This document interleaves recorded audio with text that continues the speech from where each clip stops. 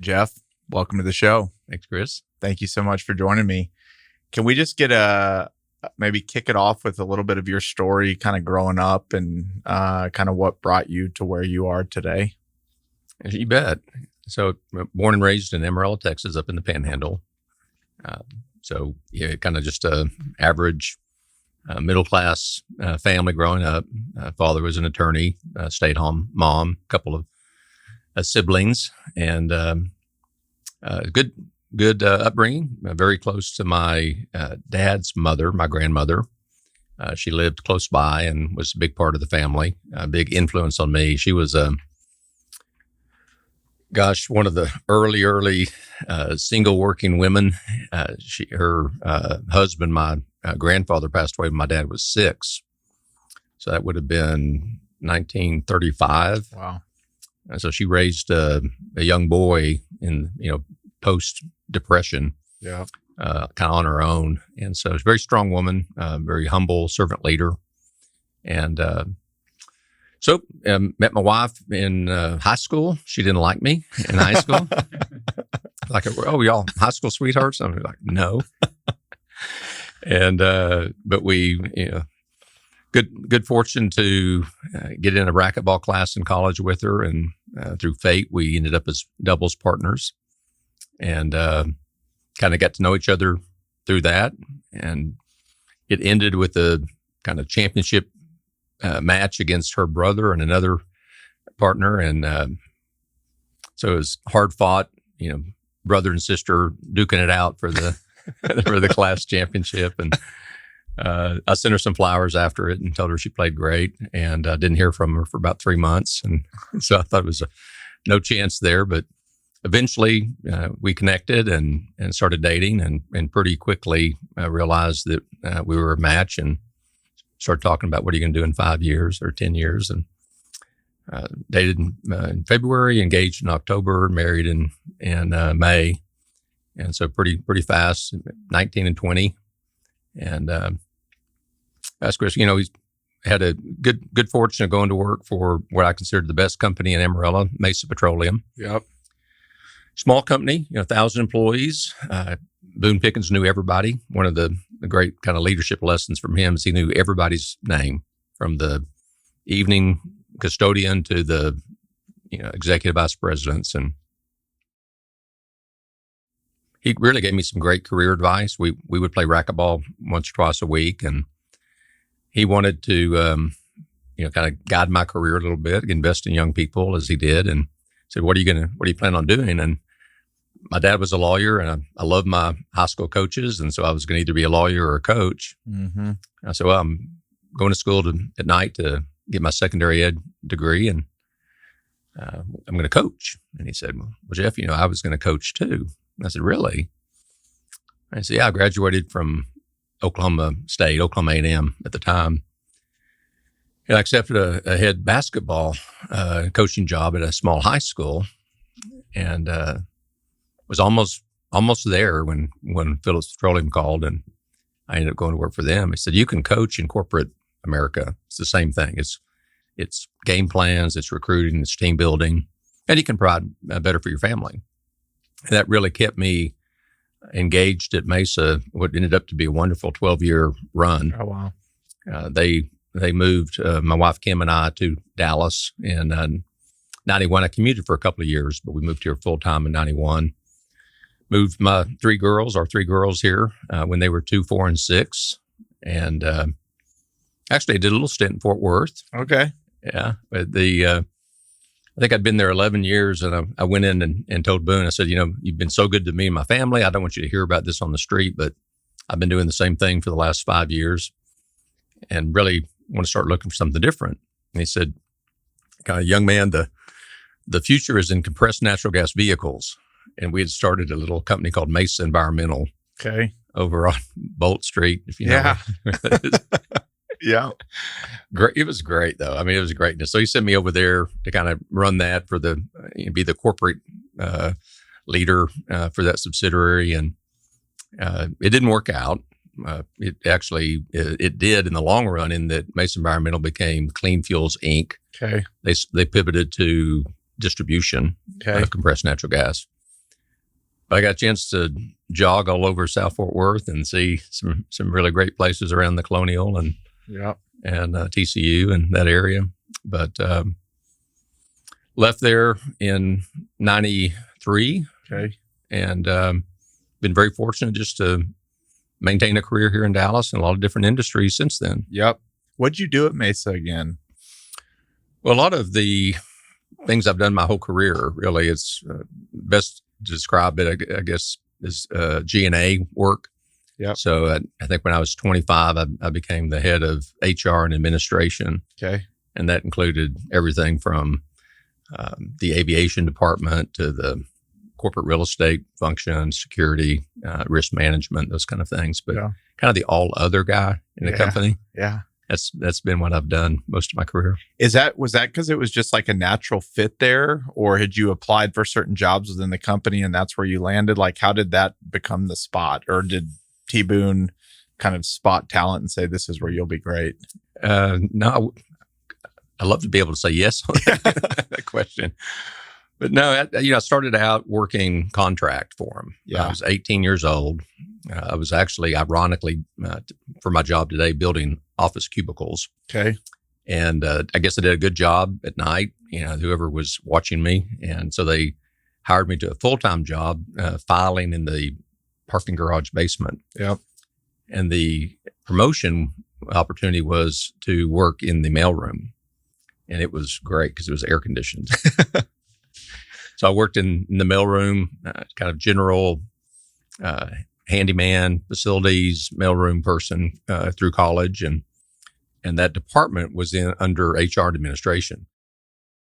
So it's kind of a natural progression, if you will. And had a new president and COO came in, and I think maybe he saw something there, again, invested in young people. And really, really funny, at age 25, he asked me to run the department. And the former department head had 28 years of experience in HR. And I said, well, Paul, I'm flattered and I'd love to do it, but I'm a little nervous. My predecessor has got 28 years of experience and I only have 25 years of life. It's no experience. And he said something very profound. I always remember, he said, no, he doesn't have 28 years of experience. He's got 2 years of experience and 26 years of repetition. And we'll get through this. And that was his operation for me really throughout my career with him.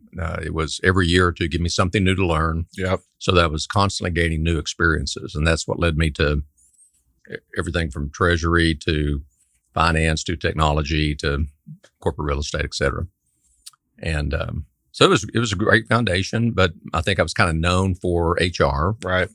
So I took an HR job at Belo back at a time when the news and media business had changed with the 1994 Telecommunications Act, so that companies could own multiple properties in the same market. Mm-hmm.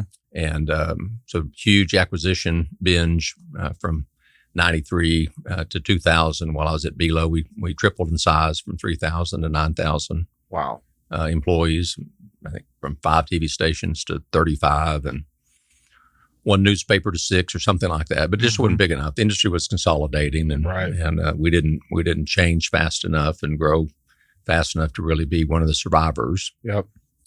But that led to a great opportunity to take what I learned there as kind of the head of administration. So again, real estate, security, technology, supply chain, and apply that trade at Staubach. Yep. So I had a chance to go meet Roger and work for him. And we'll get to that and then Southwest and where you're at now. But there's one other thing I wanted to chat about before we get to what you're doing currently at Vari. But you kind of said servant leadership, which I know is a big part of your world. It's how, I met you actually because of Pete Chambers and his kind of way of thinking. What does that mean to you, and how's it kind of been a big part of who you are and how you've, worked in the business world? Well, that's a question that we could talk about for a long time. Yeah. I'm very passionate about it. I would say that servant leadership for me really didn't begin in earnest until it had some transformational aspects in my faith life. So as I became more involved in discipleship and really studying the teachings of Jesus and the way he led, it began to influence the way I led at work. And I heard, in the 90s, I would hear stories about Southwest Airlines and the great culture that happy people make happy customers, make happy shareholders. And I really kind of began to characterize companies as those that got it, that people matter most. It's not our people are our most important asset, but customers are number one, but it takes the owners and the shareholders to pay the bills. You can't all three be most important. At some point, there's going to be a tie. Yep. And you have to pick one. And I saw a lot of companies, a lot of organizations that wanted to be people-centric or servant leadership based. But I realized it was more than just a philosophy. It was really a business model. Yeah. It was how it was the way that they drove decisions. It's the way that those organizations engaged employees. And it made a difference. It made a difference when all organizations can, as Pat Lencioni would say, can be smart. They can have great strategy and technology and finances, but the companies that really differentiate themselves are healthy. And that health comes from believing in people and putting your people first. And so I admit that when I went to Staubach in 2000, I really hadn't codified what servant leadership meant to me. But hearing Roger talk about, Jeff, take care of your people and the financial results will follow. And seeing him, whip out a personal credit card when an employee had a tragedy, seeing the way decisions were made and seeing the business results follow really inspired me to believe in that business model of servant leadership. Yes, it's the right thing to do. It's the right way to treat people, but it's also the right thing for an organization and for a company. I had the good fortune, how old would I have been then? Kind of pushing 40 now, that to have a friend who offered up coaching. Mm-hmm. And, you've heard this saying, if you're a lawyer, don't represent yourself. And if you're a doctor, don't treat yourself. Well, if you've been in HR most of your career, don't give yourself career advice. Right. So Catherine Bach was my coach, and she really helped me understand what my calling was in life. Yeah. And it came down to, I thought, a very strategic way to approach it, but it was like, what would you do for free? Kind of a question from Bob Buford's Halftime book. What would you do for free? What gives you the most satisfaction? And if you could put that into a 30-second commercial, what would it be? Much harder than it sounds to do. Yeah. But my 30-second commercial was, I want to coach and develop servant leadership in organizations that believe in servant leadership as a business model like Southwest Airlines does. Now, I never dreamed I would work for Southwest Airlines at the time. They didn't hire off the street leaders, but that was my goal. That was my calling. And communicated that to Roger, and he was very supportive. And I think the opportunity to take that business model and elevate it at Southwest Airlines or be able to influence more people was a goal of mine. It was what I felt led to do. So that's really kind of how the story got started in terms of servant leadership there at Staubach. And then through a series of events, I ended up meeting a servant leader from Southwest Airlines at a class I was taking at Dallas Theological Seminary. And we hit it off, and he had happened to be recently placed over leadership development. And he asked me, what do you want to do in life? What are you looking for? And I said, I want to coach and develop servant leadership. He said, wow, I'm just building a team. And he introduced me to Colleen Barrett, the president, and kind of the next 12 years was history at that point. I fell in love with the company and the Southwest family, and had a great opportunity not to, I wouldn't say, significantly change or enhance what they were doing. The coattails were already well established, but the foundation or the the ingredients were there to really take servant leadership to the next level. Yep. Was that something that the foundation at Southwest had been really set by Herb Keller, the founder, or was that kind of folks that arrived after, or both? That's a good question, because I got there were 35,000 employees. Okay. When I left, there were 60. Yep. I want to say we were probably, I came on right as Herb stepped down. So 2004, Gary Kelly became the CEO. Yep. And that's when I joined Southwest. And there's no doubt that Herb and Colleen's fingerprints are all over that organization. Yep. Deeply. I do have to credit Ann Rhodes, who's one of the early chief people officers at Southwest. And I just saw too many times in my 12 years there, kind of a lasting impression that she made on things. Right. So I give her a lot of credit, even though I've never met her. Yeah. As kind of being the person to go execute what Colleen and Herb had said as a culture of love, of being yourself. And it's a very powerful emotion, and they get that. I mean, it's a, the concept that they're written about in the Harvard Business Reviews, things like hire for attitude, train for skill. What they understood is that people were motivated more by love than by money or by something else. And it was, again, a great business model. Just put your people first, care about them, hire kind people, let them be themselves. Yep. And the results are pretty staggering. How many times Southwest has outperformed the entire S&P 500, right? With a very simple business model. And so what was your role at Southwest? So started out in HR. Okay. And added some additional responsibilities, other departments, supply chain, technology, ended up with the real estate functions as well, facilities and airport affairs. So most of the departments that were not operations, airport operations, or commercial. Right. So the title was EVP of Corporate Services, what I was kind of the last 5 or 6 years. Okay. And then, so you get there. So before I ask the next question though, how, for somebody who hasn't heard of the term servant leadership, what is that actually? I know it's kind of baked into the actual name, but what is a servant leader? Yeah. So I'm laughing because I had a chance to work with Pat Lencioni, the author. I met him through a book that we were the 5 Dysfunctions of a Team. Right. When I was at Staubach, and reached out to him at Southwest because I kept hearing phrases that implied that the people at Southwest had read his book. We want to have more conflict, more debate. We want to hold people accountable. We're too nice. We trust, we love each other, which are the principles in his book. And he's recently written a book called The Motive. And in it kind of breaks my heart a little bit, but in it, he says, can we just quit calling it servant leadership? Isn't all leadership servant leadership? Mm-hmm. But he talks about the motivation for being a leader isn't some kind of glory or ambition, but it's really that you want to care for the people that you're leading.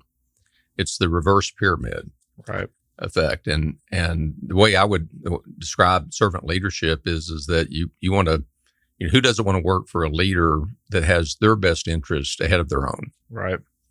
And if you lead that way, your employees respond very well to it. It goes along with a quote I like from Teddy Roosevelt that people don't care what you know until they know that you care. Yeah. And that to me is really servant leadership. It's letting your employees know that you care. And through that, then they respect what you know and respond to, the company goals. Yep. Okay. So, from Southwest, I kind of want to dive in a little bit what you're doing today. So when did you leave Southwest, and did you already have a next plan, or did you take some time off, or tell me about that transition to Vari? Yeah. So I left Southwest in the summer of 2017. Okay. After 12 and a half years. And it was really one of those things where it's very hard to do. it's there's a lot of inertia to keep you at a company like Southwest. It was hard to leave Staubach too. I just asked my wife. She was, yeah, and actually, as a side note, I think that's something that I think is very important for organizations is involve the family. When we would go, my wife and I would go to a Staubach event or to a Southwest event, or I had to stay late for an event. It wasn't a work event; it was a family event. And there was never any negativity towards me working late or being involved. And she would ask, "Can I go? Are spouses coming or family coming? Is it something we can all attend?" But it also has the opposite effect when you're leaving, of almost like a divorce.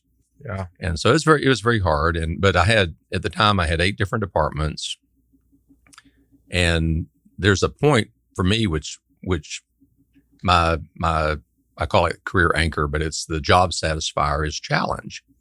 And once you've taken on a number of departments, if there's not other departments that make sense or other responsibilities for you to have, then you kind of end up going back in and micromanaging what you already have to be challenged. And I had 7, 8 very talented leaders. I think a number of them have been promoted since I left. And I didn't want to be the blocker. I was very invested in the talent development at Southwest. And so there was an opportunity. I had met somebody that was looking to hire a successor for a CEO, was serving as an advisory board member for them. And it gave me a great, graceful exit at that time to go in and learn this other business and see if it didn't work out to run. But my plan, if you will, if I had a plan, it would be in my 4th quarter of life to really apply what I'd learned over my first 35 years to try to create the best of companies. Yep. Take all the best practices from, T. Boone and Southwest Airlines and Colleen Barrett and Gary Kelly and Bob Jordan and the people that I worked with there and Roger Staubach and some way to put that all together. And I really thought it was probably going to be a private company. Yeah. Very few public companies can take that people-centric approach. They're so driven by, quarterly analyst calls and earnings per share. So I was really looking for a private company. The place I left for didn't work out. But pretty quickly I was introduced to Jason McCann, and he was trying to build the best stuff. He had a hot product. He had a hot company, fastest growing private company in Dallas-Fort Worth in 2016. He had just won Ernst & Young's Entrepreneur of the Year National Award, and he was going after it. He was going to try to have the everyday value of a Walmart and the culture of a Southwest Airlines, the great customer experience you might get with the Zappos, but also go direct to the business like a Tesla.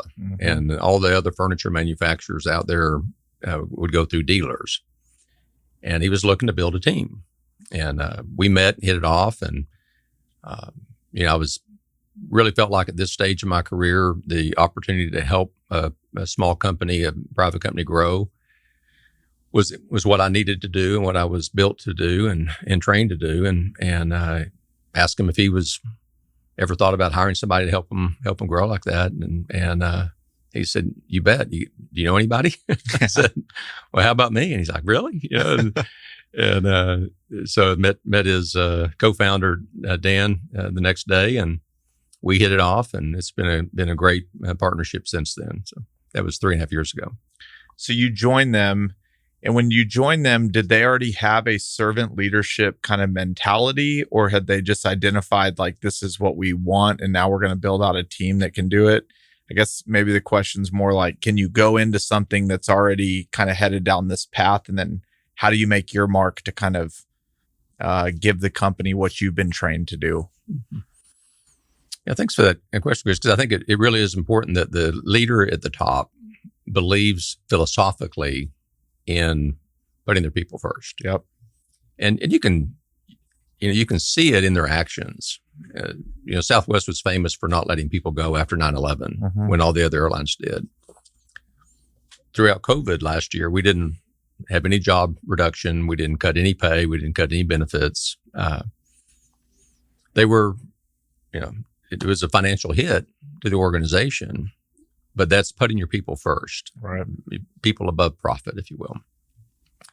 So knowing the two co-founders and a couple of their early hires, Craig Story, the CFO, and Sean Scroggins, who was the chief revenue officer now, I knew philosophically that we were aligned. They may not have talked about servant leadership as a goal, but that's how they were operating. And it was apparent. But they did want to, basically, it wasn't to sell furniture. It was to elevate culture. Right. It was to elevate people. It was to use Workspace to create the collaboration and the teamwork and the transparency that allowed for leaders to be known to the employees and vice versa. That was very appealing. And the silver lining in all this is that where you might think, well, gosh, at Southwest Airlines, it's such a big ocean of, a sandbox of servant leadership, and Vari at 300 employees, not 60,000 employees, it seems like a much smaller. But we get companies through our offices every day, and we get to talk about elevating people and elevating culture and helping really unlimited organizations take what we've learned from the people that we've hired and our customers and apply those best practices so that they can then improve the cultures in their organizations. Right. So when you landed, what were you tasked with? Like, what did you show up day one thinking this is my goal? I think we went through a list and where do you need help and here's some things I can help with. And I couldn't even tell you what to pick up a responsibility for a few departments and kind of be that chief operating officer that they hadn't had. But because, if you know a small organization, especially entrepreneurial, it's a very matrix, very flat organization. Yep. And we work great as a team, and it really is what needs to be done. Yep. And so if there's a assignment, who's best equipped to lead it, to work on it. And pretty quickly, we ended up doing a proof of concept building in Las Colinas, bought the old Zales headquarters there at 114 and Walnut Hill. As I spent a lot of my time really on renovating large campuses, the VariSpace concept, which for us is really proving out to building owners and asset owners that there's a different way to renovate and build buildings, to lease space without throwing a bunch of sheetrock and ceiling tiles in the landfill every 3 or 5 years. Right. And that's worked great. And that's helped us really gain credibility with a key customer base of ours as we push into the Workspace Solutions business. What's Workspace Solutions? Just full office soup to nuts. That's right. Yeah. So I think we're up to probably 2,000 installations where we basically have gone in and outfitted an entire office. And that's generally for small and medium-sized companies, fast-growing organizations, or building owners that are looking to create spec suites or flex suites, to move-in ready space. And so it started out as a desk on a desk, the converter, the VariDesk, and we grew from that to demountable walls, electric standing desks, chairs, soft seating, sofas, chairs, cafe tables, et cetera. So we have the full line of furniture. So we compete with the Steelcase, Herman Miller, Hans of the world for the office furniture business. Okay, so the office has been a hot topic, let's say the last 18 months. From the insights that you see, if I was to say, like, how will this industry progress going forward, and maybe how has COVID changed both positively, maybe like what are we heading into? What are y'all thinking is the future of office from your perspective? It's a loaded question. I think it's a question that everybody's trying to figure out, and I don't think there's a known answer to that today. But the one thing I do believe with all my heart is that flexibility was important before COVID. Yep. Flexibility is more important post-COVID. Yep.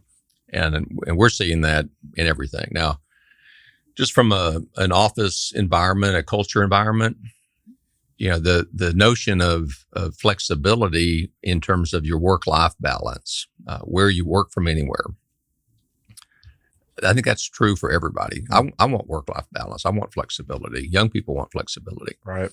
That I don't think that necessarily was substantially accelerated during COVID. I think that's just true. It's almost a ante to get in the game for employers today is you need to be flexible. But the configuration within office buildings, the flexibility there has been elevated significantly. So you might want to densify an office to reduce your cost. Well, do you need to spread people out? Well, what if we want to re-densify? Yep. That ebb and flow of business, just in terms of static business, has drastically increased. But from a company standpoint, if you're growing, you need the ability to add quickly, and that's we're in stock, and that's kind of a key differentiator for us as a company. So we don't have to pay, companies don't have to pay extra to get our product quick shipped in 12 weeks. Right. And that flexibility to be able to move quickly, add 15 workstations because we added a new team or we're adding a new office, is really, I think that's here to stay. I think successful companies need to be fast, and they need partners that can go alongside of them. So I think that's here to stay. Flexibility has certainly been accelerated and increased in importance in organizations. For me, though, I go back to business is really a team sport. It's like the ultimate team sport. And you can do things on your own that help the team, but you really need to practice together and you play the games together. And that's what meetings are. That's what collaboration is. And so I think that we'll see the pendulum swing back. I've been around long enough where I've had departments work from home and come back and work from home and come back over the years. And there's no magic answer to it. But I think the key is that if you believe you're better together, if you believe in teamwork and your business needs that teamwork, then you've got to figure out ways to get people in person. Right. The other piece of that is, do you want to build a family culture in your organization? And I don't know anybody that would think it's wise to build a family relationship and never see anybody. Right.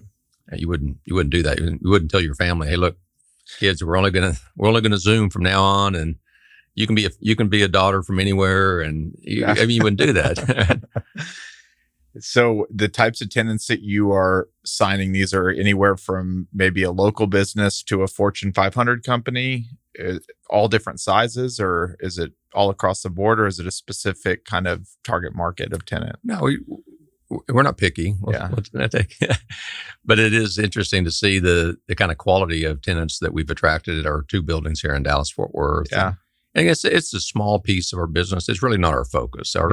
It's a supplement to our Workspace solutions business. Right.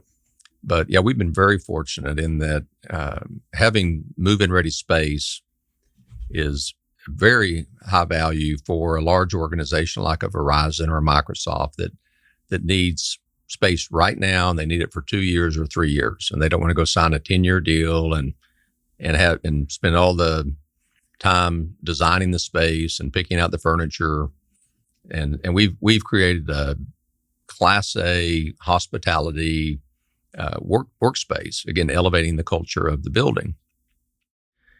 And so it is attractive to those kind of organizations. But far and wide, the most common tenant for VariSpace has been those headquarters companies, those offices that have they want the headquarters to look like a VariSpace, but they're not big enough to have a building like ours. Right.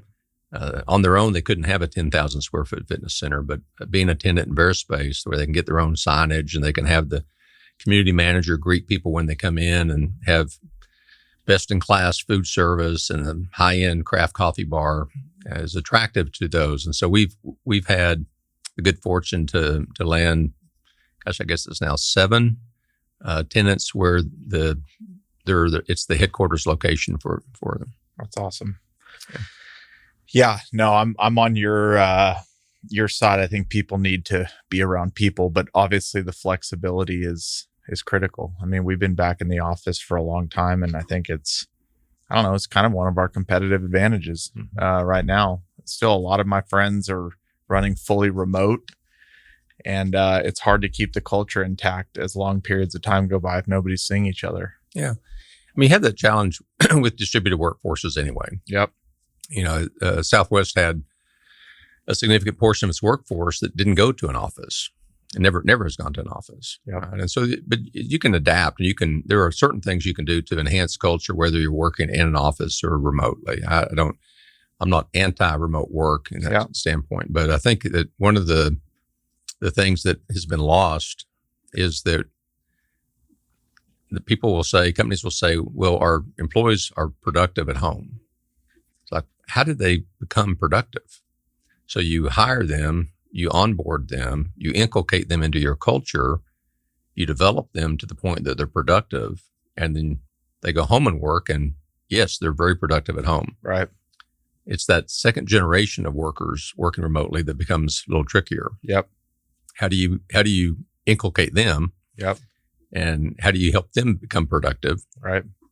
And allow them that kind of flexibility. Hence, the hybrid model was born. Right. And I think that was a realistic swing back from we're never coming back to the office. You can work remote forever. And little cynical in that you have to watch exactly who's promoting what, because there are some organizations that benefit tremendously from 100% remote. And you can't help it if you have a conflict of interest, if you benefit from it. Yeah. Just like we have a conflict of interest for people being back in the office.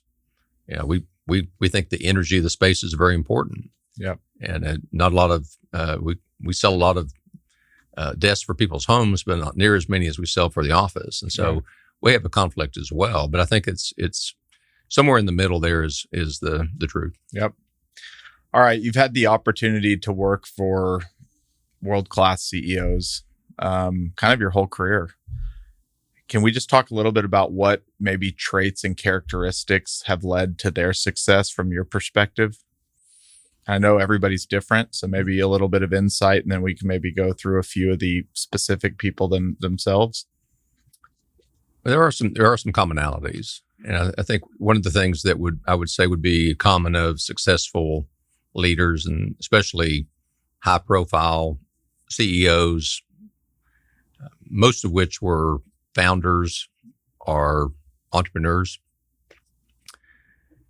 They understood that clarity, focus, execution is going to win the day. Right. And they tended to have 3 things or 5 things or 4 things that were important. And they focused on those. They didn't try to focus on 300.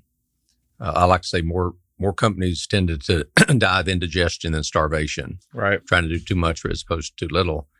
And when you're leading a large organization, having that clarity is super important. Yeah. And just reinforcing that clarity over and over again. So, I think, try to remember Boone's, I think his was, come early, stay late, work hard, stay physically fit, and you don't have to cheat to win. Yeah. Those were his things. Right? When you get to Gary Kelly, he was about teamwork and communication. Right? I can't remember. Roger really had a constitution that had 6 or 7 values, but they were basically operating principles. Right. And that was the rule book for us, and we followed that. And so I think that was to me, that was a real key of seeing leaders. I would add that there are certain characteristics, you might call them leadership attributes or competencies that successful leaders tend to have. Jim Collins, I'm not a huge fan. Jim Collins, he's probably, I don't know if is he a listener? He might be. I don't know. Well, there's a lot of Jim Collins out there. So, yeah. But I think he did get it right. He had some great research from Stanford. He did get it right when he was doing a study on good to great and comparing the best to the second best. not to the pack. Yep. It was a nuance in his book, and they were surprised to learn this notion of humility in what they call the level 5 leader. Level 4 leaders, fiercely competitive, but level 5 leaders were fiercely competitive and humble. Right. I think that humility really kind of stood out. And to me, I'll give you a little over the decades leadership survey. So when I was working for Boone in the 80s, survey was done. So what makes a great leader? So they looked at everything: birth order, height, college, everything. And the only commonality they could find in what they considered at the time the best leaders was they all had a great vocabulary, which is interesting, right? Interesting. Yeah. Why? Because they were well read. They were voracious consumers of, at the time, newspapers and magazines. Yep. So you fast forward, you get Collins' work, level 5 leader, humility. All right. And then you go forward, and there was a similar search for the top competency that a leader or CEO could have, and they actually compared Herb Keller in this survey, and they found that learning curiosity was the number one thing they all had in common. And you realize they're all connected. Right. So I'm reading because I'm interested, because I don't know it all. I want to learn more. Yep. I'm humble because I don't think I know it all. Yep. I know I've got a lot to learn. I'm curious because I know there's stuff out there that I don't know, and I want to learn about it. I'm a lifelong learner. So that emotional intelligence of I don't know everything. I want to learn. I'm humble. That to me was a common characteristic for all the great leaders, and it's in Jason McCann today. It stands out as well. He's has incredibly high EQ in terms of always wanting to learn. Voracious reader, voracious consumer of podcasts and other information, always looking for best practices or finding a better way. So that characteristic, I think, is one that's been true throughout all the leaders I've worked for. And were all of those leaders, because they're like that, and because a lot of them are servant leaderships, like, are they, I'm trying to figure out how to ask the question, were they very involved with all of the people, or did they work with their kind of close team, or were they kind of accessible? Like how were they at these large organizations? Like when I think of Gary Kelly and pulling the magazine out of the back, he's like always with everybody. And I'm always like, how does he have time to always be with everybody? I know some of that's a little bit of marketing, but how were they with like these huge organizations? Yeah, great leaders make time. Right. And I think somebody gave the simple equation that time equals love. So if you want to show love to your employees, you need to be available to them. And they do great leaders invest a tremendous amount of time with the people. Certain scale, you just can't do it. I probably had 10,000 employees at Southwest, and I wanted to know every one of them, and you just couldn't do that. Right. It was just too hard. But I think what I'd say is that the team is critically important. So if you've got kids, you think about what's the best thing you can do for your kids. Right. Is have a healthy marriage. Right. So if the leadership is strong, and the marriage of the leadership team is healthy, that's the best thing you can do for your employees. Yep. If you turn it around, if I were to go to a staff meeting maybe that I was leading, and I was openly critical of my teammates or of Jason, of our CEO, think about how you would receive that information as an employee working with me. And you think, well, that's not good. Mm-hmm. My boss doesn't get along with his boss. Right? Yeah. So it's critical. So great leaders do that. They make sure the team is tight. Yep. But I read a book recently. I don't know if I've shared this with you when we met before, but there's a statement in there that people follow availability more than they follow vision. And it's really resonated with me. It's just kind of disturbed me almost. I've been thinking about it so much. Go a little deeper in that. What does that mean? Well, it's great. I've been thinking about that. What does that mean? Yeah. And people follow availability more than they follow vision. And I think what it means is that you can have a great vision. Yep. But is that the reason why people will follow you as a leader? And I have to go back over my career and think about times when people have followed me. Right. When I've rehired somebody that I used to work with. And I recently, over my time at Vari, I reached back out to a great leader that I'd worked with in the 90s, Diane.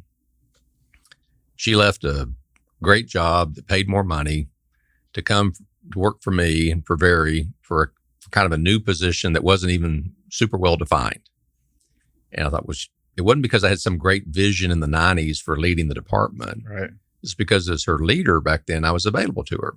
I knew her and her husband, Gene, and the kids. And I think I think she followed because of that, not because of the vision. And I think that's true on that micro scale, but it's also true on the macro scale, that if you are available to your teams, and throughout COVID, Jason was on weekly, all hands calls, video, every employee in the company, almost daily emails, I think, communicating. During 2008, 2009, during that recession, Gary Kelly got on a plane and went to 100 locations, spend time in the break rooms with the frontline workers. They're available. And I think to me, that's a real key point when you think about leading an organization, a big organization. People don't expect you to know every name or to be at every event, but they want to know that you're available to them. That had a big impact on me, you just saying that. I think that's something that I know I've struggled with in a world, and the company's smaller and you're growing and you got emails and meetings and calls. And sometimes like that thought of like an extra couple hours to be available or kind of not walk the halls, but I think you know what I'm talking about is it can sometimes get overwhelming. But I asked you that because I've always felt this pull to be more available. Mm-hmm. And maybe it's just being young, but the thought of like, well, no, I got to be in meetings and working and da da da da da. Yeah, that was kind of the answer I was hoping that you would give. Yeah. Well, it's a blessing and a curse when you get to dwell on that statement, because a friend of mine is an author, John Gordon. He's written some books, the Energy Bus and the No Complaining Rule. A great guy. And he has this word of the year thing he does where it's like, pick a word. It's hard for us to remember three things, even when they rhyme. Yeah. But pick a word. And so I've really tried to do that the last 4 or 5 years. Right. Pick one thing to kind of focus on for a year. Yep. See what happens. Right. So 1 year was humility. And I learned a lot about humility in that year. So after I read that statement, my 2021 word of the year is availability. So I put it on the Post-it note. It's on my monitor. I try to think about it every day. But what that means is when somebody asks you to come do a podcast, you're available. When somebody wants to come have coffee, talk about their careers, you're available. Yep. When somebody is trying to sell you something and you would normally say, thanks, but no thanks, you take the call, you're available. Yep. And it's truly blessed me this year. I can't tell you how many times when I probably would have said I'm unavailable, but just carving out some time, you can always stretch. It's not that I'm not making huge sacrifices to do it. Right. And the benefits are tremendous. I mean, because you're being available to people, and whether you have an immediate benefit or not, you're making connections, you're spending time with people, you're pouring into people. Okay, I learn something new every day. I guess my last question, just to follow up on that, is it something that you like tell your team I'm available, or is it done through actions? Because if you build that reputation that you're not available, I think it can, if you then tell everybody I'm available now, it can sometimes maybe come off as like, well, what's the catch? How does your team know that you're available? Through actions, or have you vocally told people, if you need me, come? But you also don't have that revolving door of people just with a line out, just waiting to come in and get time with you.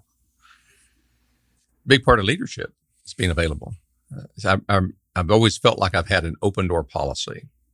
And in my 30s, I had some feedback from an employee one time. And I said, I'm asking for feedback. And they said, well, I just don't feel like you're available. And I said, what do you mean? I've never turned down a meeting request. My door is always open. You can always come in. And they said, yeah, but when I'm here, you're looking at your phone. You're looking at the computer. I don't feel like you're present. And so park that thought. Yeah. So it was a real simple fix. Get up, find a table, sit across the table, leave your phone. And back when we actually had phones and they rang back in the 90s, but leave your computer. So then I go to Southwest. I end up at Southwest, open door policy. I'm available. I would give my cell phone number to the new hire class of 500 people or to every leadership class. I was available to people to call me anytime. Never turn down an appointment. Somebody wants to meet, whether it's an intern or an executive. But to get to me, you had to schedule through an assistant. You had to go to the executive floor. You had to go through 2 or 3 locked doors to find my door open. Right. At Vari, I'm on the main hallway. I don't have a door. I've got a no door policy. Right. But I tell you all 3 of those because even if I don't have a door and even if I'm on the main hallway, if somebody comes up and I give them the impression that I'm too busy to stop and talk, then I'm still not available. So you have to be present and not just in the room. I will say, when we walked VariSpace that day, now that I'm just like rehashing that day, you were very available to even the few people that were in the building that we talked to. Yeah, it's something that I've struggled with a bunch here, and that's a big. I think I'm available when I wanted to be available, and I've been very closed off when I'm busy. But even that spot of what you said is sometimes I am available, but maybe I don't give off the right juju or vibe that I'm available. It's not to say that you shouldn't have rituals that allow you downtime. Right. I'm not saying 100% available. There's a fascinating article a long time ago, Harvard Business Review, called The Making of a Corporate Athlete. Mm-hmm. And you really think about people in business, leading teams or being a leader in business, you don't truly have an off season. Right. Now, some people have gotten in the ritual of taking off 2 or 3, 4 weeks at a time. Right. Probably really good habit to get into if you can afford to do that. Yep. Not everybody can afford to do that. Yep. Or wants to do it. My family just doesn't do long vacations. Yeah. Right? So you absolutely need to have that quiet time, the focus time. So it's when you're in the office, when you have office hours or whatever it is, that you take the time to spend with the person when they need it. All right. When you, and we've kind of talked about Southwest already, but if just to maybe wrap up that conversation we were having earlier, what are your biggest takeaways from your time at Southwest?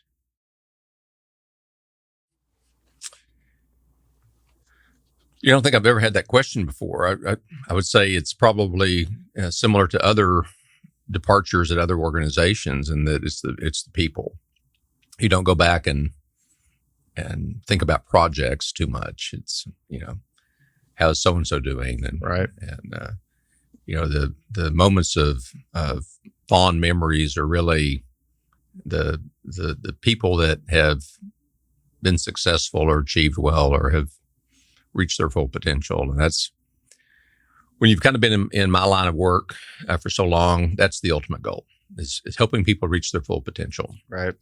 And in a big organization like Southwest Airlines, there's a lot of room for people to grow and reach their full potential.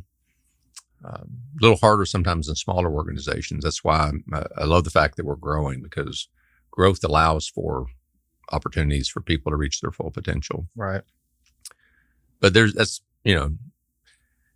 no question that's the number one takeaway, is that, they led with love, and understood the power of love, and you can look at video clips from coaches after a Super Bowl win or World Series championship, and you just hear that word coming out of the player's mouth, the coach's mouth. We love each other. It's a great team. Love these guys. Love these ladies.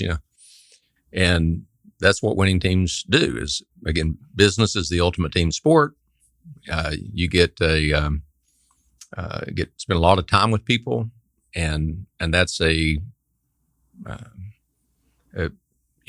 has a big impact on you if you love each other. If you don't like each other, then it's not going to be a very pleasant experience. And so I think that was the uniqueness. They've Southwest harnessed the power of love. Yep. Is there a reason why people don't reach I mean, there's probably lots of reasons, but if it was, why do, generally speaking, in companies, people not reach their full potential? Bad leadership? No, I think it's just there's not a lot of great resources to help guide people in their careers. People have been doing it kind of the same way forever. Right. If I have someone who's in transition that wants to come talk, they probably will send me their resume and say, keep your eyes and ears open. It's kind of like that's the way they've been doing it for 40 years. It's like, what drives your satisfaction? Right. If you can find something that drives your satisfaction, your performances are going to follow. It's really hard to have, high satisfaction and low performance, or vice versa. And they hadn't really thought about it. And when I talk about, well, what's the most important thing to driving your satisfaction? How important is your immediate leader? How important are the values of the organization? It wasn't on their list. It was industry, company size, title, pay, commute. And that's all wrong. And there's just not a good resource. I was talking to a recent MBA graduate the other day, and the counseling that he was getting from the school was all about how much money he could make and the name brand of the companies, so that the school could tout starting salaries post MBA or X. And here are the lists of the companies that they've gone to work for. No correlation to happiness, satisfaction, which would ultimately drive performance. And if you're highly satisfied and performing great, your career is probably going to allow you the opportunity to reach your full potential. Right. All right. Kind of moving into maybe more just kind of your personal life and things that you're doing now in your world. But I know that kind of mentoring younger folks is kind of a big part of how you're going to spend the later chapters in your life. Not that we're near the end. There's still plenty of chapters to go. Hey, I heard the other day that 100's the new 60. Yeah. It's changing quick. Somebody told me the other day that my generation, I might live to be like 150 years old. And I was like, wow. It's 100's the new 60. I'm like 20% through my life then. Johnny's like 10% through his life. No, I'm kidding. What have you enjoyed most about mentoring young people? How do you think about it? I got some great advice at one point, Chris, that was, stay close, network with people that are 10, 15 years younger and 10, 15 years older. Okay. And so that's allowed me to be mentored, but also be reverse mentored, learn from young people. And I think it's allowed me to go into a company that's predominantly much younger. Mm-hmm. I think we're like 70%, 35 and under or thereabouts, and be relatable, be relevant. And so I enjoy learning from young people or younger people. Mm-hmm. And I think there's probably I think the effectiveness of the mentoring and reverse mentoring probably wanes a little bit the further away you get. Right. It's harder for me today to be an effective advisor or mentor for someone that's 20, 25 years, 30 years younger. Right. Than I am. I'm just a little too far removed from that stage of life. Yep. But yeah, it's been a blessing throughout my career to carve out time. I try to block 7:30 to 8:30 every morning for that kind of availability. Yep. It's it's produced wonderful relationships and friends over the years. I started trying a few things that I might want to do full time in retirement back, 8, 9, 10 years ago, and some of them didn't work out. I taught an MBA class for a couple of years, and I enjoyed it, but I thought, I can't see myself doing this full time. But I started gardening, and it stuck.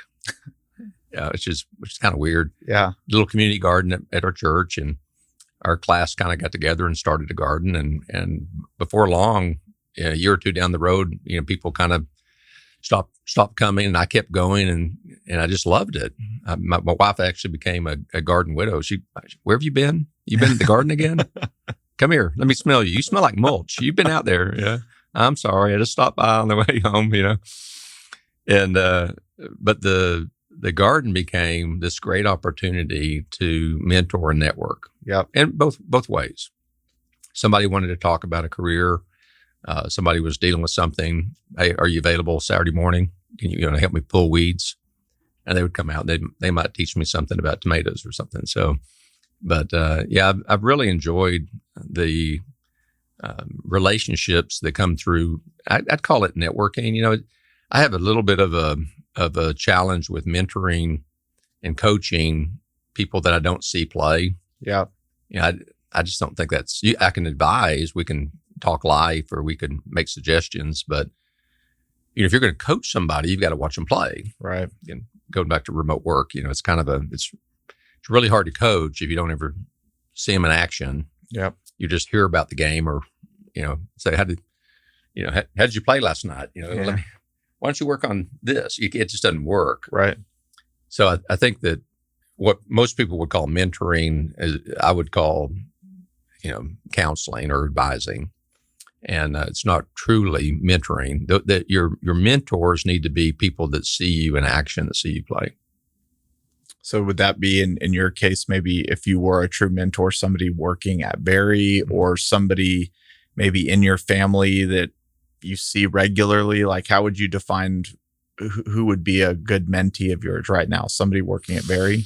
Oh yeah, there's I think the people that I actually see, I've had, conversation today with someone who seeks out feedback from me, and they don't work directly for me, but right. We work together. I have the opportunity to observe them playing, observe them working.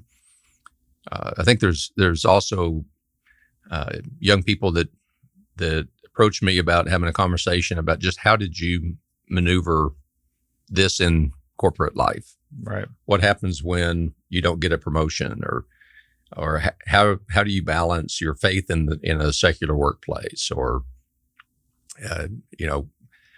how patient should I be about the next step, or what can I do to gain additional experience? And I get those questions a lot. I really enjoy that, and I'm glad that people feel like I'm approachable enough to come ask. I do have 3 son-in-laws, and so you asked about outside of work as well, and they've been a real joy. I like to say I got my boys grown and housebroken and scratch golfers. So they've been great, and they're interested in leadership. They've got companies or responsible jobs, and so we'll have those kind of chats, and again, I don't get to see all of them play much in terms of their work experience, but it's a very good father-in-law, son-in-law relationship that allows us to me to learn from them, and maybe they learn a little something from me. Okay, well, while we're on that topic, what is maybe some words of wisdom to other folks that might have daughters that are about to get married? What's the recipe to be a good father-in-law?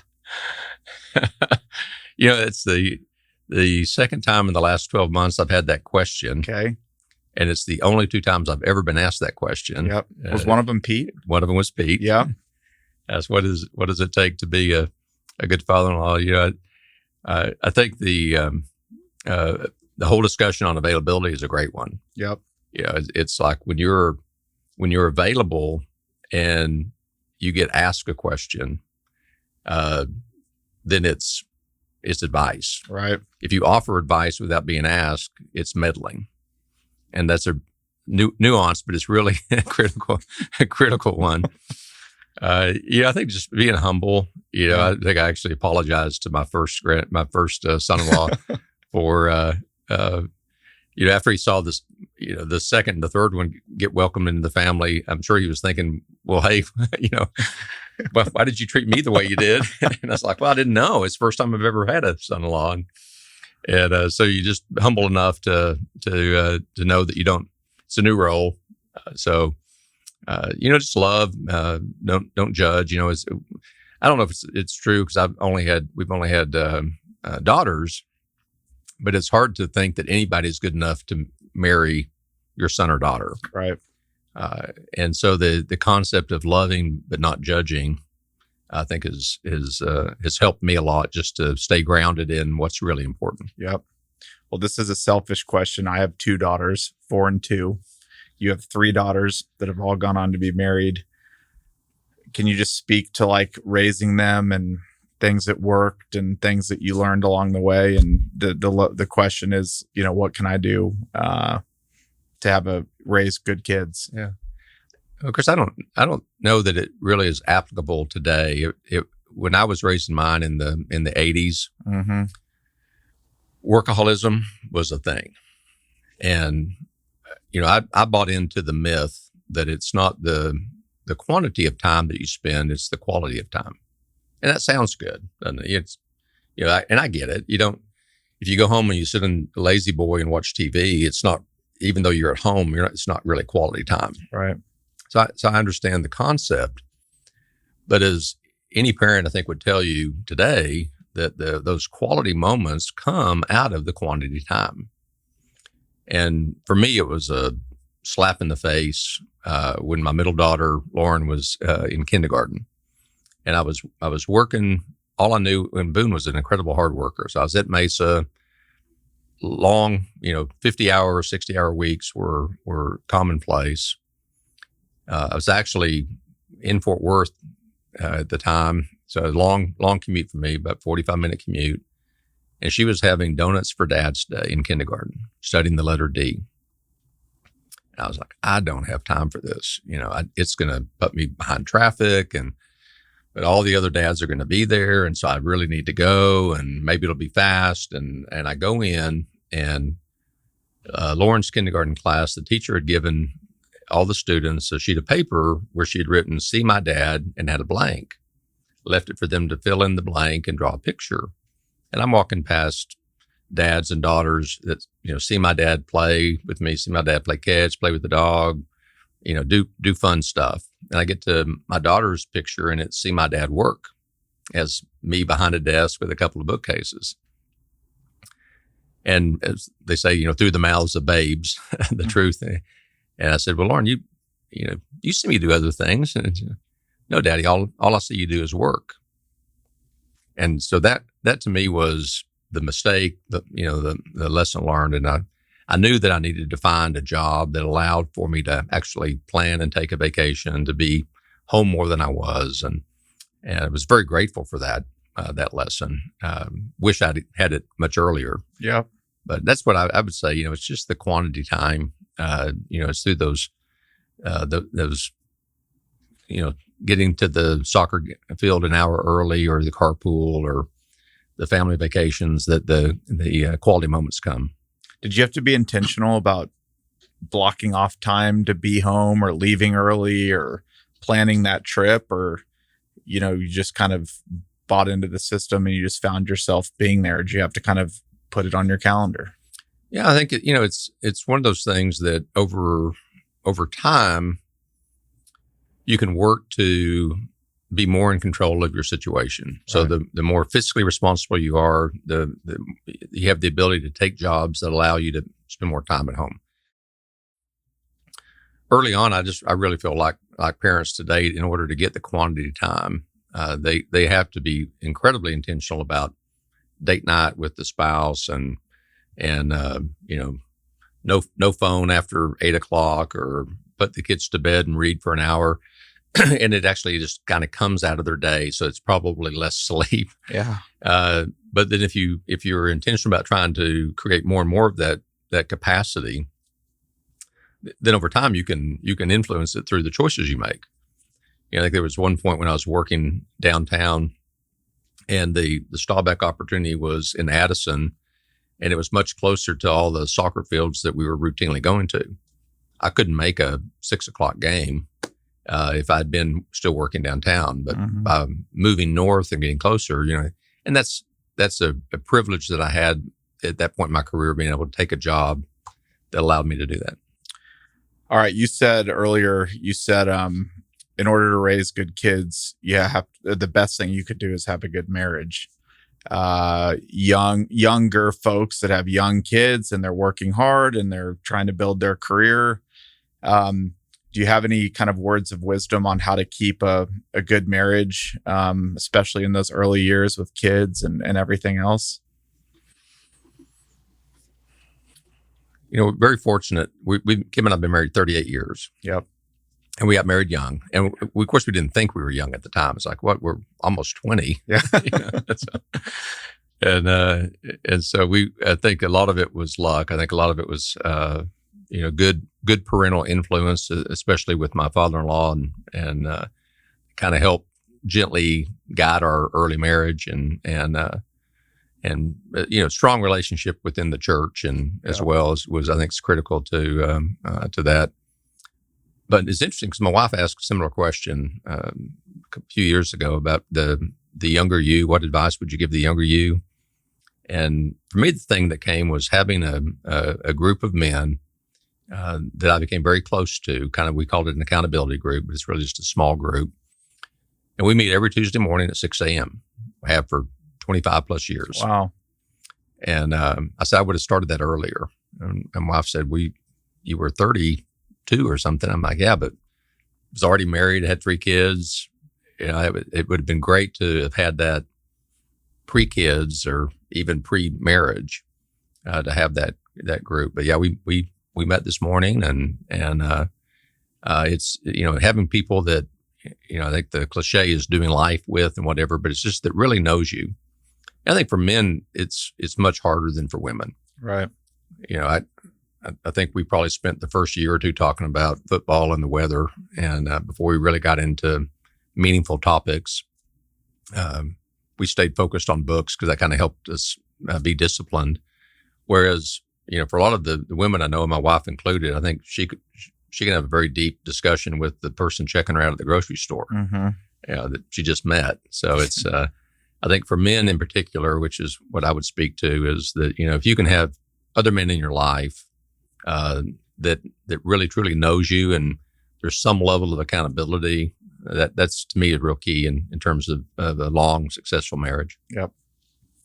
All right. Final 4. Do you have a childhood experience that you kind of remember vividly that might have shaped who you are today? Could be like a single moment or maybe something that was going on in your childhood. And I usually ask it just because I've done, 160 of these episodes. What I started finding was in a lot of answers to things, a lot of who they were resorted to kind of something going on early on. So is there anything that kind of comes to mind early in life? I've never had that question asked, so it's something I need to think about. But off the top of my head, there are a couple of things that I remember surprising me, and even just now as you asked the question, that they came to mind. And I think one of them is just being acknowledged as a leader. I never viewed myself as a leader. I didn't, who knows that in the 5th grade or the 9th grade what that means. Right? It's like a leader, and having an adult call me out as a leader, being someone that was of influence to my peers, my classmates. I didn't think of myself that way, and I'm not sure what kind of influence that had on me. But for whatever reason, I've embraced that and just said, okay, maybe people naturally are drawn to following me, and what is it that makes a good leader? And so that's really been my life's work, has been trying to sharpen my skills of leadership. Right. So I think that would be one. I think the other one is just ingrained early a work ethic, I heard somebody say one time that hard work doesn't guarantee success, but they've never met a successful person that didn't work hard. And I would agree with that. I think that, average student, average school, and to whatever success I've had in a career, I think a whole lot of it is I can attribute to working hard. Right. Yeah. I used to joke, you get a certain point in your career, you get a lot of vacation, a lot of PTO. And I mentioned earlier, we don't take a lot of vacation. Right. It's not that we don't like it. It's just that we're busy and kids, and we'll take a week or so every summer, and that seems to be great. And so I would have 4, 5, 6 weeks of vacation, but I would only take 1 or 2. And so I would kind of leave 3 or 4 weeks of vacation on the table. And I got to thinking about it over the years. I thought, I'm working an extra month more than a lot of my peers are working. Right. I'm not very fast, but if I can't outrun somebody in, with an extra month, then I really am slow. Yeah. Right? And I think that's really been key for me is that, that if you work hard, you can really overcome a lot. Is there something that you believe in that a lot of people around you don't believe in? That wasn't on the list. Yeah, it was. We can go to the next one. I didn't read that, Johnny. Is there something I believe in that others don't? Yeah, that just maybe not necessarily your peers, but that the world doesn't believe in, that you believe in. Well, I don't know what the percentage is, but I would say probably 95% of organizations, when it really comes down to it, are you gonna back your employee, or are you gonna tell the employee to suck it up? We need that customer. We need the revenue. Yep. I think it's more popular today because of some of the success of some of the companies we've talked about. Right. But I think that's what I've seen is that there's very few organizations that are going to say, you know what, we're going to take a financial hit. Yeah. We're not terminating employees. And when you don't terminate anybody, and the answer is obviously people are more drawn, but it just creates a lot less fear in the organization, much more belief in the leadership, and much more like belonging. Like, how do you kind of define what not letting anybody go means? Yeah, it's interesting because I thought it would have created a tremendous amount of loyalty. Well, if you can leave and find another job easily in 2 weeks, then that fear of long-term unemployment or not having a paycheck or losing your benefits isn't out there. So there's kind of a generation that has had pretty good employment their entire careers. Right. And so I don't know that necessarily that one example would do it.